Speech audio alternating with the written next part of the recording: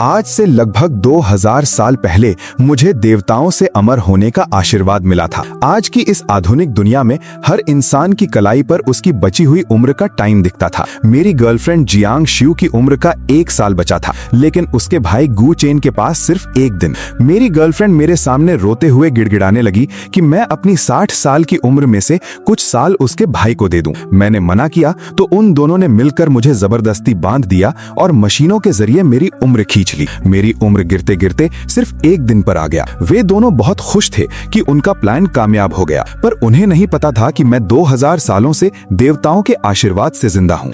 अगली सुबह जब मेरा टाइम शून्य हुआ तो मैं मरने के बजाय जिंदा रहा। क्योंकि मैं अमर हूँ, सिस्टम मेरी सही उम्र नहीं समझ पाया और गड़बड़ी से मेरा टाइमर रीसेट हो गया। अब मेरी कलाई पर 9,99,999 साल का समय दिखने लगा। जब मेरी गर्लफ्रेंड ने मुझे जिंदा देखा और कलाई पर इतना ज्यादा टाइम देखा तो उसके पैरों तले जमीन खिसक गई। वो डर के मारे कांपने लगी। उनके पिता ने इसे सिस्टम की छोटी सी खलाबी समझकर कुछ खूंखार सुपारी किलर्स को मुझे मारने का आदेश दे दिया। रात के अंधेरे में 4 हत्यारे मेरे घर में घुसे। मैं बिना डरे सोफे पर बैठकर चाय पी रहा था। उनके लीडर ने सीधे मेरे माथे पर गोली चलाई, पर वो हवा में ही रुक गई। मैंने बस उंगली से इशारा किया और वो गोली पलटकर सीधे उस सुपारी किलर के माथे में घुस गई। वो वहीं ढेर हो गया। बाकी तीनों गुंडों की खौफ से चीख निकल गई।